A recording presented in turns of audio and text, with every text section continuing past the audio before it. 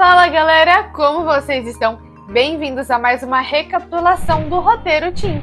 O título da lição dessa semana foi Roubando a Deus, e o verso para memorizar está lá em Atos, no capítulo 5, os versos 1 e 2, e diz assim: Entretanto, certo homem chamado Ananias, com sua mulher Safira, vendeu uma propriedade, mas em acordo com sua mulher reteve parte do preço e, levando o restante, depositou aos pés dos apóstolos.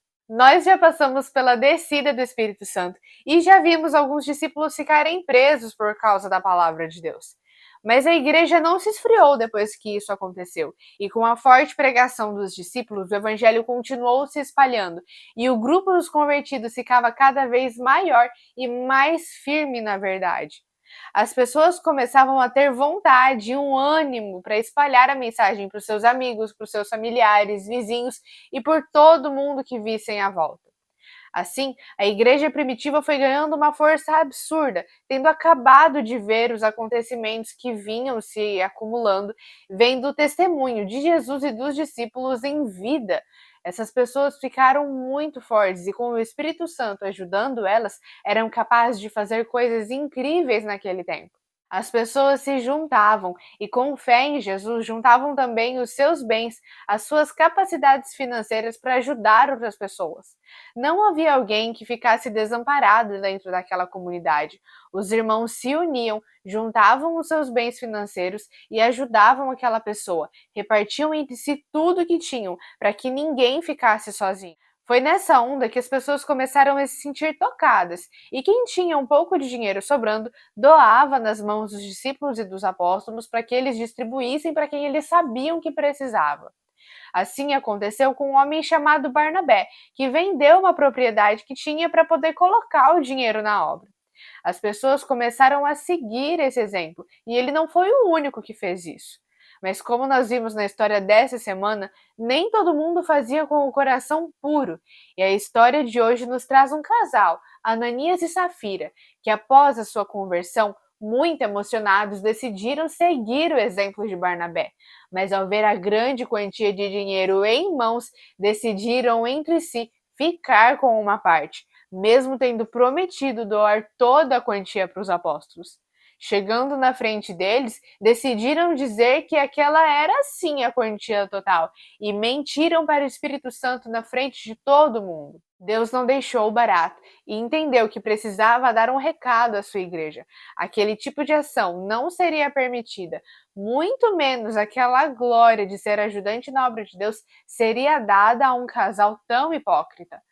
Assim, o fim deles foi trágico, primeiro o marido e depois a esposa. Alguns podem pensar que foi muito forte aquele castigo, mas Deus sabia o que estava fazendo. Eu convido vocês agora a imaginar comigo. Qual teria sido a motivação daquele casal para fazer a promessa da doação daquele dinheiro a Deus? Será que, ao se converterem, o Espírito Santo tocou no coração deles e decidiram colocar aqueles bens na mão do Senhor? Ou será que eles acharam muito bonita a ação de Barnabé e queria que as pessoas olhassem para eles com tamanha admiração, tanto quanto olhavam para o seu irmão na fé Barnabé? O que será que aquele casal tinha em mente? Será que era algo nobre? Ou será que simplesmente era uma vontade de parecer bom aos olhos do resto da igreja? Nós não temos exatamente a certeza de qual foi o pensamento inicial, mas aconteceu que eles prometeram algo ao Espírito Santo que tinham capacidade de cumprir, e quando chegou a hora, decidiram mudar aquilo. Uma promessa do Espírito Santo não pode ser desfeita, ainda mais de uma maneira mentirosa. Chegaram para os discípulos dizendo que haviam sim vendido aquele terreno e separado todo o dinheiro para a obra de Deus. Não apenas desistiram do juramento feito a Deus, como tentaram enganar aqueles que eram ministros da sua obra. Isso não estava correto. Apenas para nutrir aquela vontade de ser reconhecido e aquele desejo desesperado pelo dinheiro. Quando puseram as mãos no dinheiro da venda da propriedade, o seu coração se inflou de tal maneira que desistiram completamente da doação e da promessa que haviam feito. Eu preciso que você entenda que o problema não era eles não quererem doar o terreno, mas a circunstância em que eles haviam se posto. Eles poderiam completamente ter vendido a sua propriedade, ficado com o dinheiro, se não tivessem prometido e separado aquela quantia a Deus. E o outro problema foi o fato de terem mentido. Deus não ordena necessariamente que você venda tudo que tem para a obra, mas uma vez a promessa feita, ela deve ser cumprida. E uma vez que você tenha dito, isso deve ser verdade. A mentira é algo muito recorrente na Bíblia e Deus é bem claro quanto a isso. Os mentirosos, assim como os assassinos, não estarão no reino dos céus. Os enganadores e os hipócritas não fazem parte daqueles que Deus escolheu para ser o seu povo no final dos tempos. Nós não podemos ser mentirosos. E tá muito enganado quem pensa que mentira é só aquilo que você diz contrariando a verdade. Muito daquilo que você faz, daquilo que você mostra às outras pessoas, pode ser mentira se não estiver em coerência com aquilo que é correto. Se você promete fazer uma coisa e não faz, se você diz ser uma coisa e não é, se você vai à igreja sempre, assumindo ser cristão, mas não tem Cristo em seu coração, todas essas são formas de mentira. A falsidade de identidade ou até mesmo aquela manipulação que nós às vezes damos para nos safar ou nos sair bem em alguma situação. Tudo isso é mentira e Deus odeia a mentira. Deus odeia quem engana e quem age com falsidade. É uma coisa horrível que pode tirar o céu de você. Muitas vezes nós tentamos esconder as nossas mentiras com meias verdades, mas isso não funciona. Só deixa mais difícil do Espírito Santo entrar em nosso coração e nos convencer do pecado.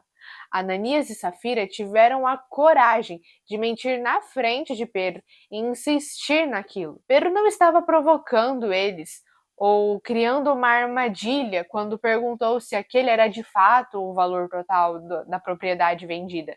Ele estava dando uma oportunidade para que eles reconhecessem e mudassem de atitude e confessassem o seu erro. Era a última oportunidade daquele casal de conseguir a vida. Mas aquele casal se recusou a fazer isso.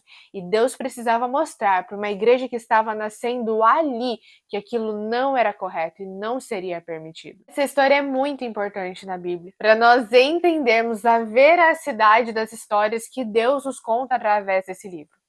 Muitas vezes, quando alguém escreve uma história, ou quando um povo escreve a história de sua nação, eles costumam a dizer as coisas boas que aconteceram e promover aquilo que aconteceu de bom.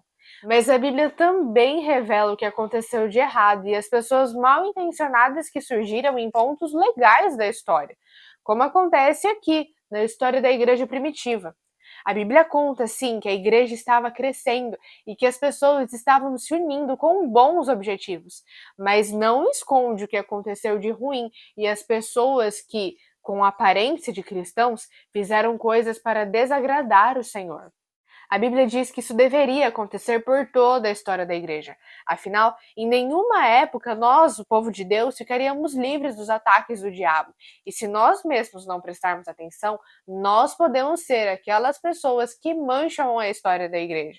Podemos ver que Satanás não se cansa, e enquanto Cristo não voltar, apesar da sua vitória na cruz, a sentença de Satanás não vai ser completamente cumprida. E ele tem todo esse tempo para agir nas pessoas que permitirem a sua entrada na vida delas. Veja o que a Bíblia diz lá em Efésios 6, no verso 12. Porque a nossa luta não é contra o sangue e a carne, mas sim contra os principados e potestades, contra os dominadores deste mundo tenebroso, contra forças espirituais do mal nas regiões celestes. E Pedro continua nessa ideia. Lá em 1 Pedro, no capítulo 5, verso 8, diz assim: Sede sóbrios e vigilantes. O diabo, vosso adversário, anda em derredor, como o leão que ruge procurando alguém para devorar. Nós temos que ser cuidadosos e não esquecer do nosso foco, que é Cristo e a missão de levar o evangelho às pessoas. Precisamos ter em mente que problemas vão acontecer e que, apesar da bênção de Deus sobre a igreja, pessoas mal intencionadas e hipócritas virão. E nós temos que nos guardar para não fazer parte desse grupo, mas também para não nos deixar desanimar por pessoas que não estão fazendo aquilo que é correto. A Bíblia conta com detalhes como foi o crescimento daquela igreja e as bênçãos que nós podemos ter para nós hoje se seguirmos o exemplo daquelas boas pessoas que iniciaram a obra.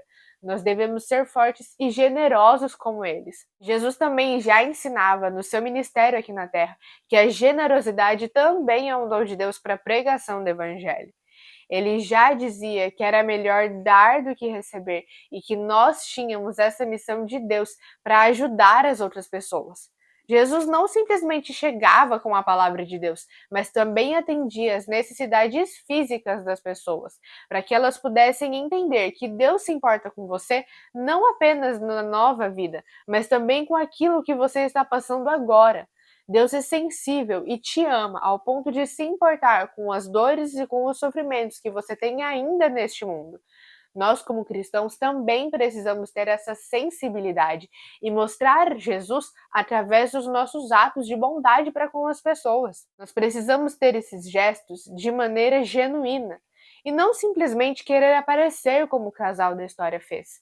Precisamos que Jesus verdadeiramente nasça em nossos corações e assim as nossas ações serão boas naturalmente e a vontade de ajudar e servir ao próximo virão como fruto do Espírito que vive em nós. Conta a história que um homem, depois de batalhar muito, um homem chamado John D. Rockefeller, ficou bilionário.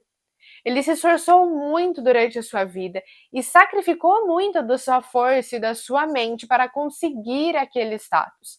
Ele tinha muito dinheiro. Mas aconteceu que tanto ele se esforçou em conseguir dinheiro que aos 53 anos a sua saúde já tinha ido embora. Com 53 anos, ele estava todo debilitado, seu corpo e sua mente não aguentavam mais.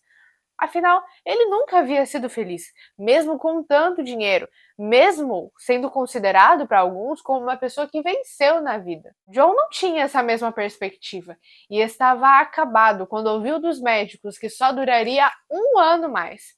Daquele jeito, ele não viveria até os 80 ou 90 anos.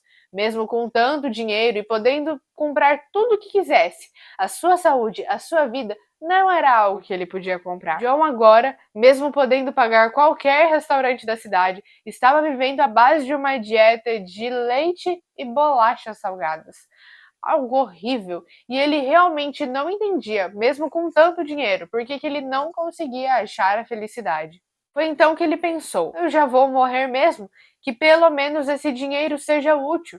E começou a fazer doações e gastar grande parte da sua fortuna, doando para escolas, hospitais e instituições de caridade. Ele gastou muito do seu dinheiro, coisa que jamais imaginaria fazer em uma ocasião normal. Mas como ele já não iria durar muito mesmo para aproveitar aquele dinheiro, decidiu que era a melhor coisa a se fazer. Qual não foi a surpresa dos médicos ao descobrir que a generosidade que brotou de um coração aflito havia curado os seus problemas. Ele simplesmente achou o verdadeiro significado de tanto dinheiro. E não era acumular as riquezas, mas sim ajudar quem precisava. Os problemas físicos e mentais que ele tinha não desapareceram como mágica, mas sumiram quase com aquela doação. Ele, que apenas tinha um ano de vida, conseguiu viver até os 90 anos. Quando o Espírito Santo habita em nós, ele nos ensina a ver o real valor das coisas. E o dinheiro é uma coisa ótima e pode até ser um dom de Deus, mas se ele ocupar no nosso coração um lugar mais alto que o do próprio Senhor, teremos grandes problemas. Nosso coração não pode servir a dois senhores, e todas as vezes que colocarmos alguma coisa acima de Deus, teremos sérias e gravíssimas consequências. Nós permitimos que Deus ocupe o nosso coração. Ele nos ensinará a maneira correta de agir e seremos generosos pela natureza de Deus, pelo poder de Cristo em nossas vidas. A generosidade traz tantas bênçãos porque é algo que vem diretamente do céu. É algo que nós, como seres humanos pecadores, não temos inerentemente ao nosso caráter, mas é presente de Cristo para nós aqui na Terra. A integridade do nosso caráter também é um grande presente, pois permite que reflitamos o caráter de Cristo às outras pessoas. Sendo pessoas verdadeiras, realmente firmes na palavra do Senhor, podemos ensinar de maneira correta e de maneira a testemunhar para as outras pessoas a real diferença que Cristo faz em nossas vidas. Precisamos hoje Buscar ser pessoas mais fiéis àquilo que realmente somos, realmente mostrar aquilo que está por dentro e não criar uma camada bonita de cristão para que as pessoas vejam, e sim ser cristãos valorosos para Deus, reais ferramentas de Cristo. Um homem chamado Will Rogers uma vez disse que nós devemos viver de tal forma a ponto de não nos envergonharmos de vender o papagaio da família para o fofoqueiro do bairro. Será que você conseguiria fazer uma coisa como essas? Se alguém vivesse dentro da sua casa com você, conseguiria enxergar em você a mesma pessoa e o mesmo Cristo que você prega na igreja? Nós precisamos ser verdadeiros e não mentir até na nossa maneira de agir, e ser generosos a ponto que as pessoas vejam o amor de Cristo em nós. Eu te convido essa semana para prestar atenção no que você anda fazendo, naquilo que você anda pensando e decidir se você ainda não precisa pedir mais uma vez que o Espírito Santo habite em você e faça uma limpa naquilo que está te atrapalhando de ser mais parecido com Cristo. Eu te convido a estar aqui na próxima semana para que a gente possa estudar juntos mais uma semana do Roteiro Teen e assim aprender mais sobre o exemplo da igreja primitiva da época dos apóstolos. Eu espero você aqui e até lá!